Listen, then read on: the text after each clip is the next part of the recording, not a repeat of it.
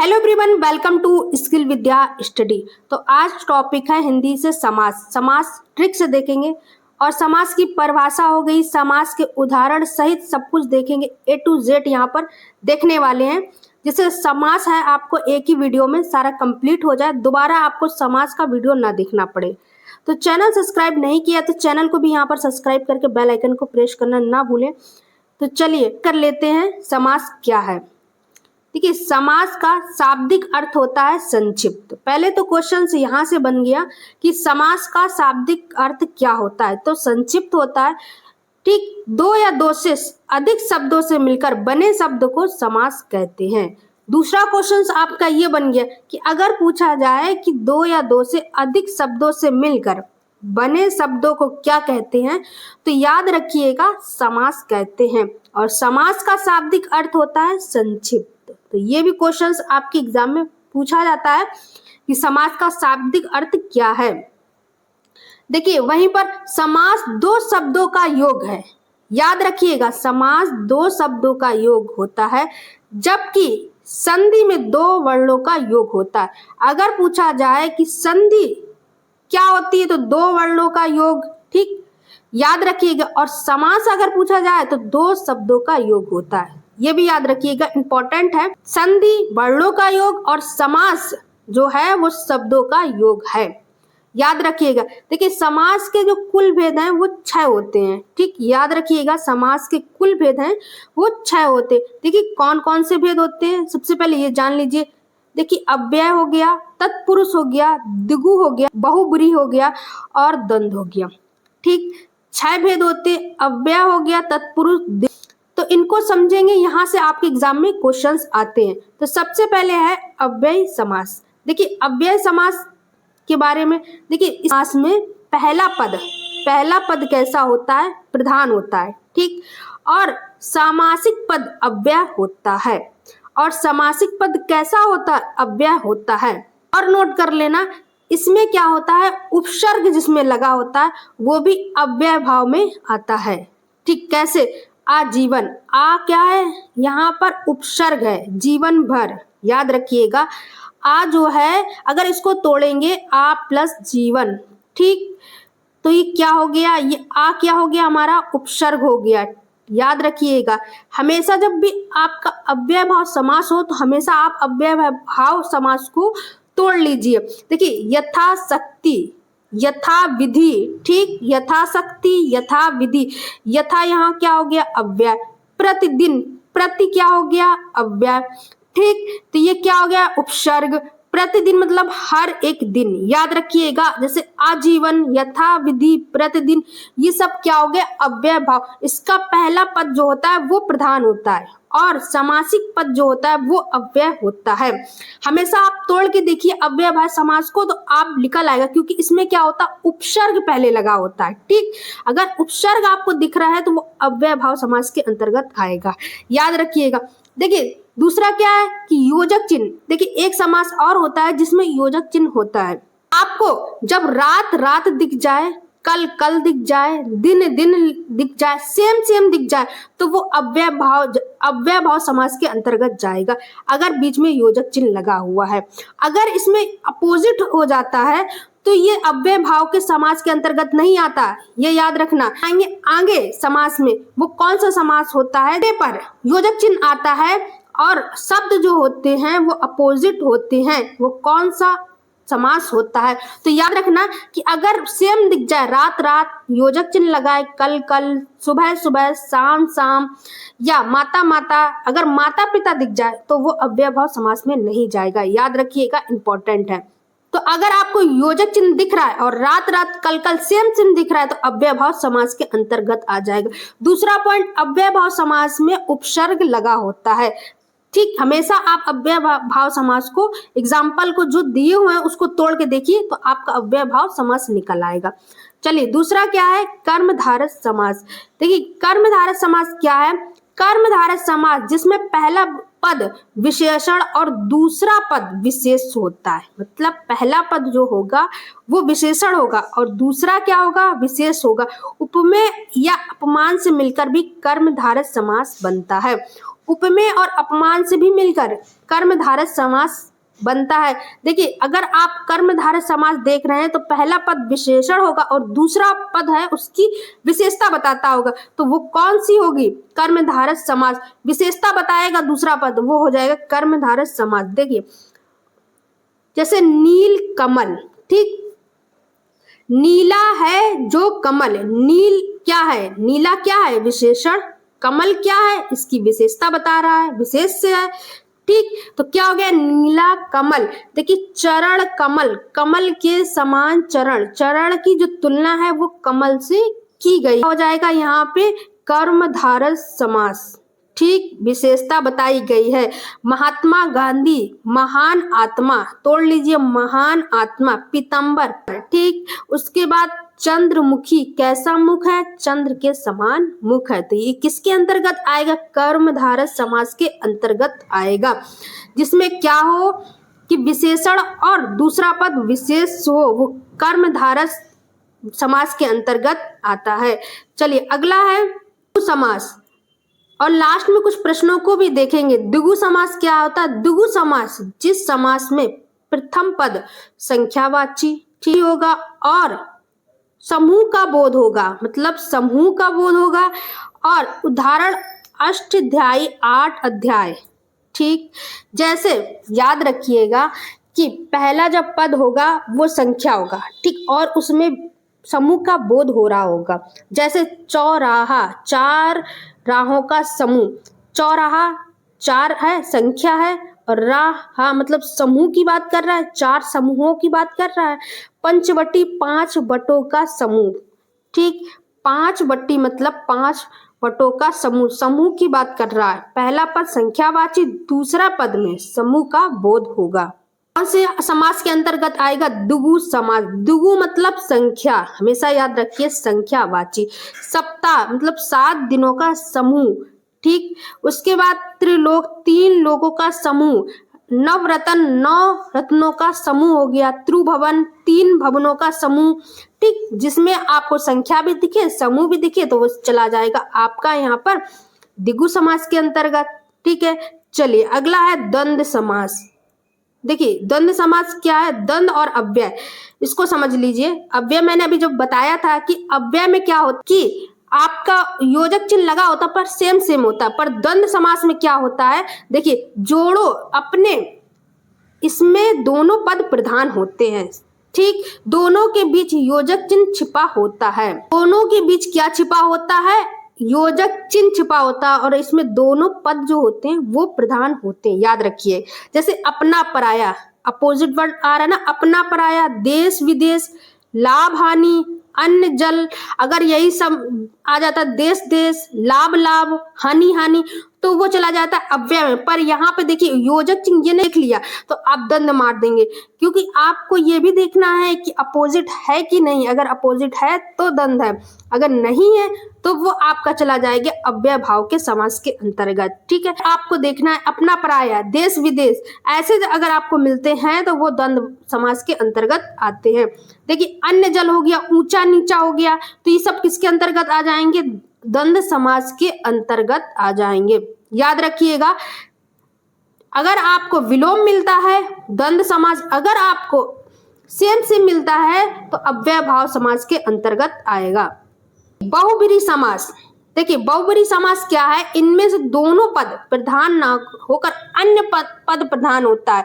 देखिए, अन्य पद प्रधान होता है मतलब दोनों पद प्रधान नहीं होंगे, बल्कि तीसरे की बात की जाएगी, अर्थात इसका सामासिक पद इसमें भिन्न होता है। वो कौन सा समास होता है? बहुब्रीहि समास होता है। जैसे देखिए, 10 आनंद, 10 आनंद, मुख्य जिसका अर्थात है रावण, मतलब तीसरे का बोध करा रहा है कि 10 आनंद, जिसके 10 मुख होते हैं उसको कहते हैं रावण।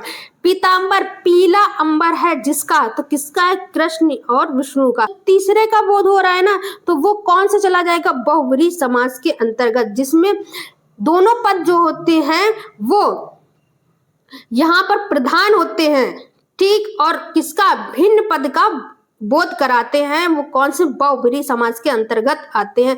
जैसे चक्रधार को धारण करने वाला, तो क्या हो गया? विष्णु हो गया। और लंबोदर, लंब लंबा उदर पेट, जिसका अर्थात हो गया गणेश। मतलब तीसरे की बात कर रहा हो वो कौन सा समास के अंतर्गत आ जाएगा? बहुव्रीहि समास के अंतर्गत आ जाएगा।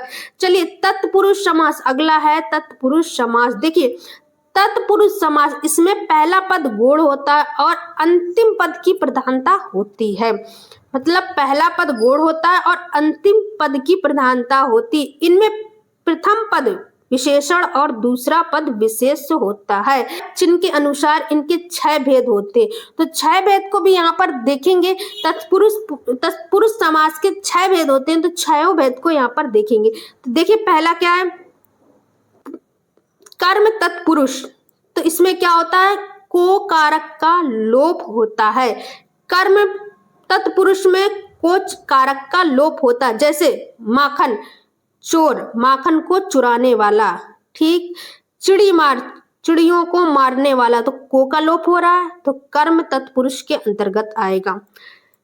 इसके बाद करण तत्पुरुष। देखिए करण तत्पुरुष में से या के द्वारा जैसे कारक चिन्हों का लोप होता है। से का होगा, के द्वारा होगा। ठीक, समास के अंतर्गत चला जाएगा। जैसे रस भरा, रस से भरा, तो से का लोप हो रहा है। नेत्रहीन, नेत्र से हीन, तो यहाँ पर से का लोप हो रहा है। रोगग्रस्त, रोग से ग्रस्त, तो क्या हो गया, यहाँ पर से का लोप हो रहा है। तो किसके अंतर्गत चला जाएगा? तत्पुरुष चला जाएगा। चलिए अगला क्या, संप्रदान तत्पुरुष। संप्रदान कारक में के लिए का अर्थ होता है, मतलब के लिए का लोप होता है। जैसे रसोई घर, रसोई के लिए घर। ठीक, पुस्तकालय, पुस्तकालों के लिए घर। ठीक, गौशाला, गांवों के लिए शाला। ठीक, स्थान, तो किसके के लिए का लोप होता है, वो संप्रदान तत्पुरुष के अंतर्गत आता है। चलिए अपादान तत्पुरुष, जब अलगाव या पृथकता का भाव हो और इनका कारक चिन्ह से होता है। इसका कारक चिन्ह क्या होता है? से होता है। जैसे अन्नहीन, अन्न से हीन। ऋण मुक्त, ऋण से मुक्त, तो से क्या हो गया यहाँ पर? अपादान कारक। ठीक है, अपादान अलगाव से। ठीक, अलगाव होता है। नेत्र से हीन, ऋण से मुक्त या रोग से मुक्त, ये किसके अंतर्गत आएंगे? अपादान तत्पुरुष के अंतर्गत आएंगे। पांचवा है संबंध पुरुष। देखिए संबंध पुरुष, जिसमें का, के या जैसे संबंध कारक के चिन्हों का लोप होता है, उसे कहते हैं संबंध तत्पुरुष। देखिए का, के या जैसे संबंध आए तो वो क्या है? संबंध तत्पुरुष का लोप होता है। जैसे राजकुमार, राज का कुमार। ठीक, पराधीन, परा के धीन। ठीक, रक्तदान, रक्त का दान। नरबलि, नर की बलि, तो ये सब किसके अंतर्गत चले जाएंगे? संबंध तत्पुरुष के अंतर्गत। अधिकरण, अधिकरण में क्या है? चिन्ह में या पर का लोप होता है। चिन्ह में या पर का लोप हो जाता है, उसे कहते हैं अधिकरण तत्पुरुष। जैसे वनवास, वन में वास। ठीक, आप बीती, आप पर बीती। घुड़सवार, घोड़े पर सवार, तो अधिकरण तत्पुरुष के अंतर्गत आ जाएगा। ये जो 6 प्रकार थे तत्पुरुष समास के। चलिए आगे प्रश्नों को देखेंगे और आगे प्रश्न आपका पहला ये रहा। देखिए जिस समास के दोनों पद अप्रधान होते हैं वह कौन सा समास होता है? बताइए कौन सा समास होता है जिस समास के दोनों पद होते हैं वो अप्रधान होता है? तो वो होता है बहुब्रीहि समास। ठीक, बहुब्रीहि समास है जिसके दोनों पद अप्रधान होते हैं और तीसरे की बात की जाती है। चलिए अगला प्रश्न है, किस समास के दोनों शब्दों का समानाधिकरण होने पर कर्मधारय समास होता है? कर्मधारय समास होता है। बताइए दोनों समास के दोनों शब्दों के समानाधिकरण होने पर कर्मधारय समास होता है, तो वो समास हो गया तत्पुरुष समास। ठीक, चलिए अगला प्रश्न है, विशेषण और विशेष के योग से बना कौन सा समास होता है जिसमें विशेषण और विशेष, पहला पद विशेषण और दूसरा जो पद होता है वो विशेषता बताने वाला, तो कर्मधारय हो जाएगा यहाँ पर समास। चलिए अगला है, जब प्रथम शब्द संख्यावाची और दूसरा शब्द संज्ञा हो तब कौन सा होता है? या पहला पद संख्यावाची और दूसरा है वो जो समूह का बोध होता है तो उसको कहते हैं द्विगु समास। ठीक, इसमें क्या संख्यावाची होता है और समूह का बोध होता है, वो समास होता है द्विगु समास। चलिए,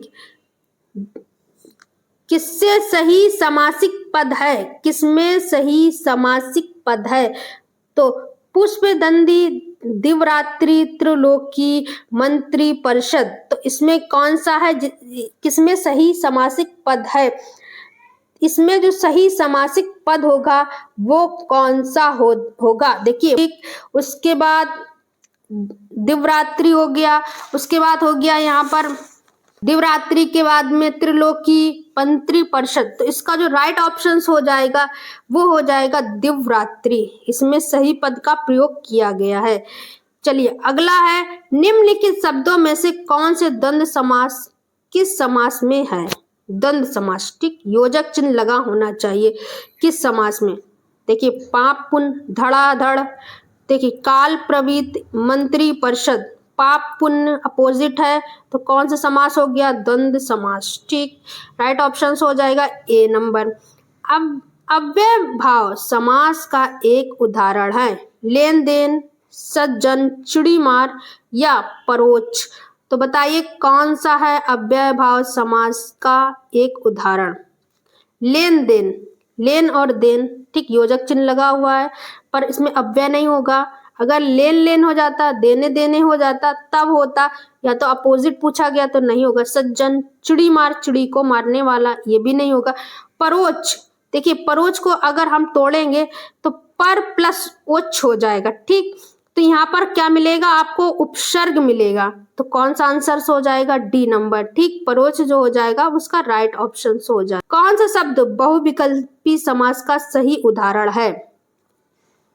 बताना है आपको कि कौन सा शब्द बहुविकल्पी समास का सही उदाहरण है। निस दिन, त्रिभुवन, पांचानन, पचानन या ज्ञान गंगा, तो बताइए बहुव्रीहि समास का कौन सा उदाहरण है? तीसरे का बोध होता है बहुव्रीहि समास में। ठीक, निस दिन, त्रिभुवन, तीन भवनों वाला, ठीक, इस तो समूह का बोध हो रहा है। ज्ञान गंगा, इसमें भी नहीं। पंचनन, ठीक, इसमें तीसरे का बोध हो रहा है तो इसका राइट ऑप्शन हो जाएगा सी नंबर। चलिए, 9 नंबर प्रश्न है, इनमें से द्वंद्व समास का उदाहरण है। द्वंद्व समास का उदाहरण है, पूछा गया है, द्वंद्व समास का उदाहरण है।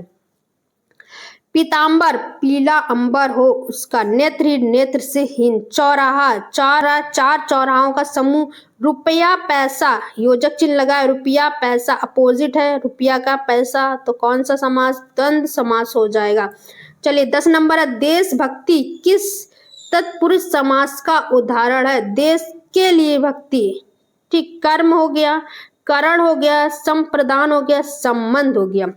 बताइए, कर्म, करण, संप्रदान, संबंध, देश के लिए भक्ति है, देशभक्ति, तो क्या संबंध है, करण है, संप्रदान है या संबंध तत्पुरुष है?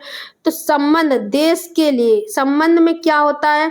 संबंध तत्पुरुष हो जाएगा यहाँ पर, देश के लिए भक्ति। उसके बाद निम्न में से कर्मधारय समास किसे में है? कर्मधारस पूछा गया है, किसमें है? चतुर्युगम, नीलोता पिता, तो किसमें है बताइए? इसका राइट ऑप्शन किसमें हो जाएगा?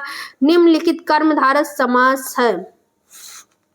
देखिए, कर्मधारस में क्या होती है? पहला पद विशेषण बताता है और दूसरा जो है उसका विशेष बताता है, तो वो हो जाएगा नीलोत्पल। ठीक, नीलोत्पल हो जाएगा इसका राइट ऑप्शन।